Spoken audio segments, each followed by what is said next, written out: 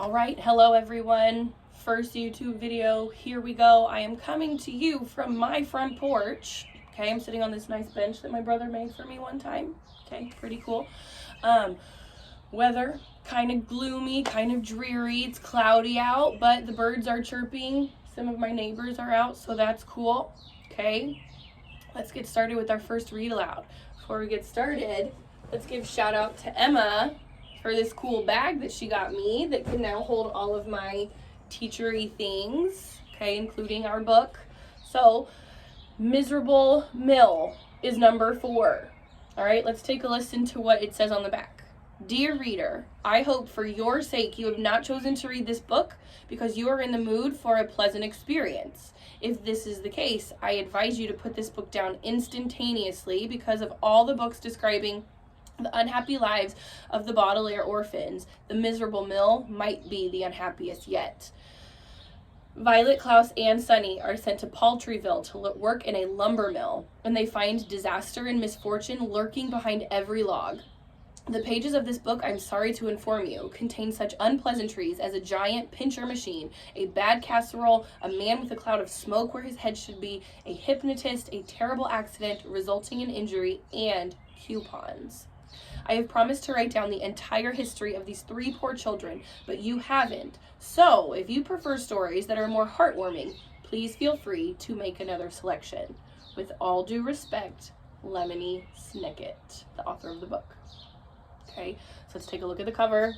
Here we have Klaus, okay, with his glasses. If we notice, oh, his glasses have a little crack in them. There's Violet in the background. Okay, we can see this probably is going to be the lumber mill. Does anybody know what lumber is? Lumber is another word for wood. Okay, mill is a place where you work with items. So the story is taking place at a lumber mill, a place where people are working with wood, maybe cutting wood, sorting wood, getting wood ready for people to buy and use. Okay, Miserable Mill. Here we go. Oh, we start off with a picture. Okay, here they are. Chapter 1. Sometime during your life, in fact very soon, you may find yourself reading a book and you may notice that a book's first sentence can often tell you what sort of story your book contains. For instance, a book that began with the sentence, "Once upon a time there was a family with cunning little chipmunks who lived in a hollow tree," that would probably contain a story full of talking animals who get into all sorts of mischief. A book that begins with the sentence, "Emily sat down and looked at the stack of blueberry pancakes her mother had prepared for her, but she was too nervous about Camp Timbertops to even eat a bite," well, that would probably contain a story full of giggly girls who had a grand old time. And a book that began with the sentence, "Gary smelled the leather of his brand new catcher's mitt and waited impatiently for his best friend Larry to come around the corner," would probably contain a story full of sweaty boys who win some sort of trophy. And if you liked mischief, a grand old time, or trophies, you would know which book to read, and you could throw the rest of them away. We don't actually throw books away. We like books. Books are cool. But this book begins with the sentence, "The Baudelaire orphans looked out the grimy window of the train and gazed at the gloomy blackness of the finite forest, wondering if their lives would ever get any better." So you should be able to tell that the story that follows will be very different from the story of Gary or Emily or the family of cunning little chipmunks. And this is for the simple reason that the lives of Violet, Klaus, and Sunny Baudelaire are very different from most people's lives, with the main difference being the amount of unhappiness, horror, and despair. The 3 children have no time to get into all sorts of mischief because misery follows them wherever they go.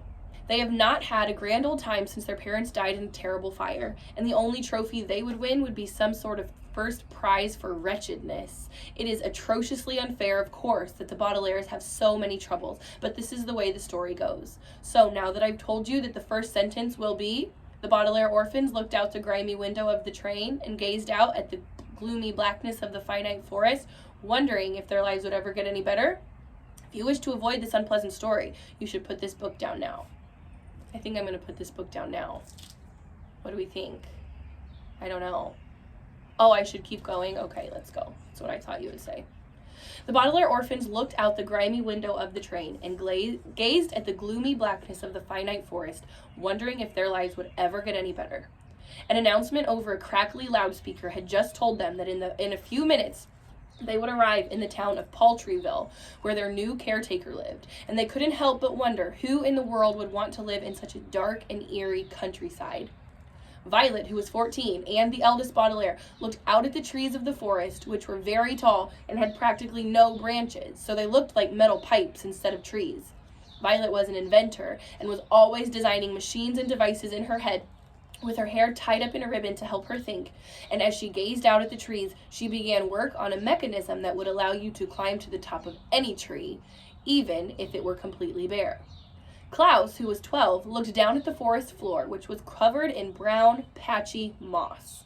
Klaus liked to read more than anything else, and he tried to remember what he had read about Paltryville mosses and whether any of them were edible. And Sunny, who was just an infant, looked out at the smoky gray sky that hung over the forest like a damp sweater. Sunny had 4 sharp teeth, and biting things with them was what interested her the most, and she was eager to see what there was available to bite in the area. But even as Violet began planning her invention and Klaus thought of his moss research, and as Sunny opened and closed her mouth as a pre-biting exercise, the finite forest looked so uninspiring that they couldn't even help but wonder if their new home would really be a pleasant one. "What a lovely forest," Mr. Poe remarked as he coughed into a white handkerchief. Mr. Poe was a banker who had been in charge of managing the Baudelaire affairs since the fire, and I must tell you, he was not doing a very good job. His 2 main duties were finding the orphans a good home and protecting the enormous fortune that the children's parents had left behind. And so far each home had been a catastrophe, a word which here means an utter disaster involving tragedy, deception, and Count Olaf. Now, Count Olaf was a terrible man who wanted the Baudelaire fortune for himself and tried every disgusting scheme he could think of to steal it. Time after time, he had come very close to succeeding.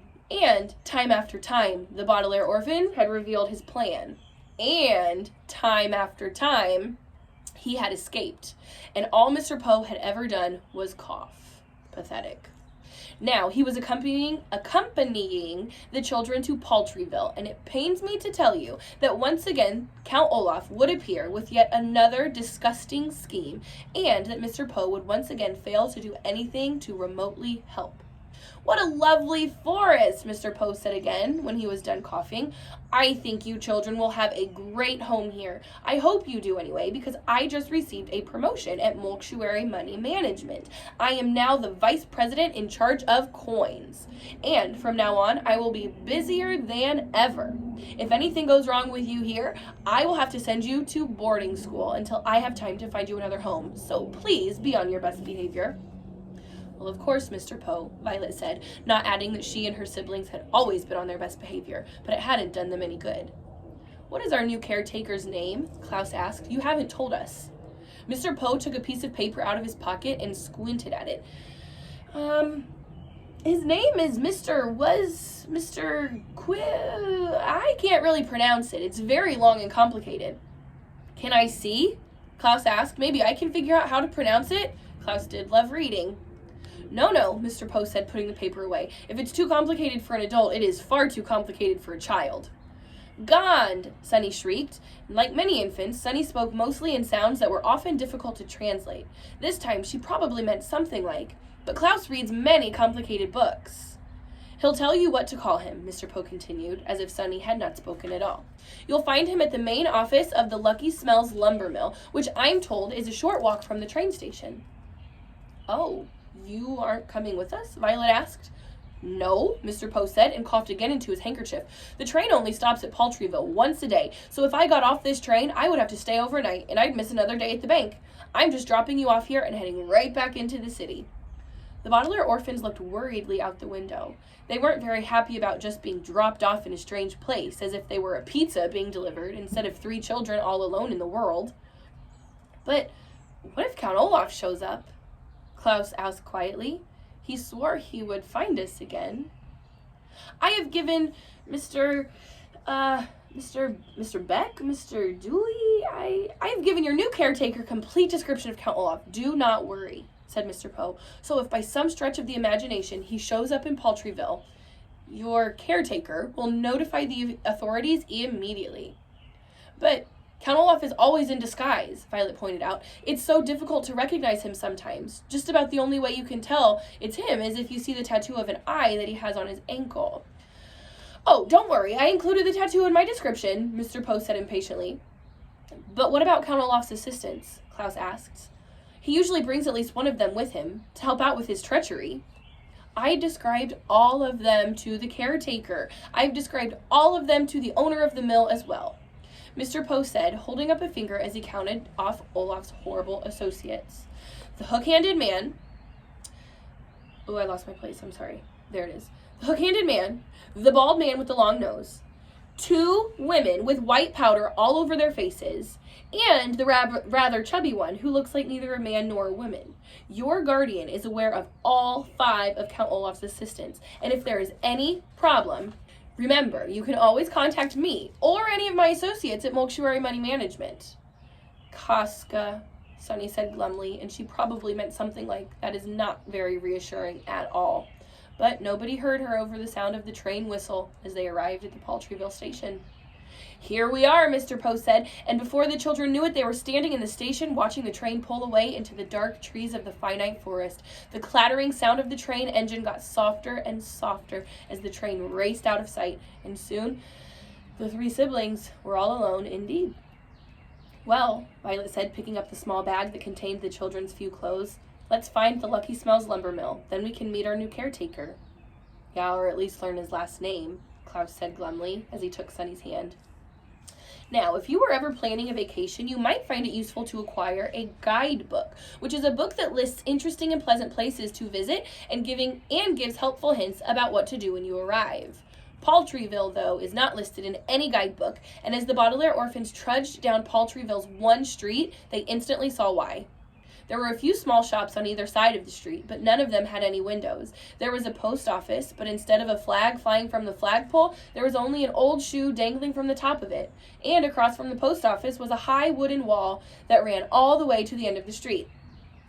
In the middle of the wall was a tall gate, also made of wood, with the words Lucky Smells Lumber Mill written on it in letters that looked rough and slimy.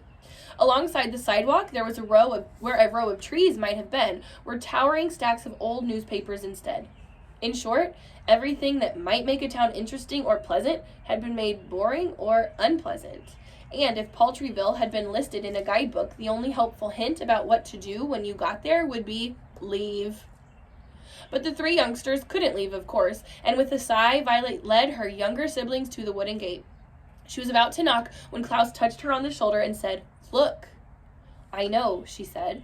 Violet thought he was talking about the letters spelling out Lucky Smells Lumber Mill. Now that they were standing at the gate, the children could see why the letters looked rough and slimy. They were made out of wads and wads of chewed up gum, just stuck on the gate in the shapes of letters. Other than a sign I once saw that said "Beware" in letters made of dead monkeys, the Lucky Smells Lumber Mill sign was one of the most disgusting signs on the earth, and Violet thought her brother was pointing that out. But when she turned to agree with Klaus, she saw that he actually wasn't looking at the sign, but down to the far end of the street. "Look," Klaus said again, but Violet had already seen what he was looking at.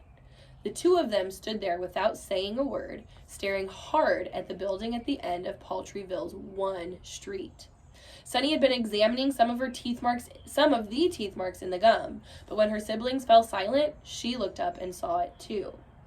For a few seconds, the Baudelaire orphans just looked. "Oh, well, it must be a coincidence," Violet said after a long pause. "Oh, of course, Klaus said nervously. "Just a coincidence." "Varney," Sunny agreed, but she didn't believe it. Actually, none of the orphans believed it. Now that the children had reached the mill, they could see another building at the far end of the street. Like the other buildings in town, it had no windows, just a round door at the center. But it was the way the building was shaped and how it was painted that made the Baudelaires stare. The building was sort of an oval shape with curved, skinny sticks sticking out of the top of it. Most of the oval was painted a brownish color with a big circle of white inside the oval and a smaller circle of green inside the white circle. And some little black steps led to a little round door that was painted black. So it looked like an even smaller circle inside the green one. The building had been made to look like an eye. The three children looked at one another, and then at the building, and then at each other again, shaking their heads. Try as they might, they just couldn't believe it was a coincidence that the town in which they were to live had a building that looked just like the tattoo that Count Olaf had. Dun, dun, dun. All right. Check back tomorrow. We'll get some chapter 2 in. Maybe we'll find out if the building is actually Count Olaf's. Maybe we won't. But you won't find out for sure unless you come back and listen to chapter 2. So I hope you have a really great rest of your day. Okay, comment below what you think is going to happen in chapter 2. Tell your friends in class who haven't subscribed to subscribe, and we will continue reading to see what happens next.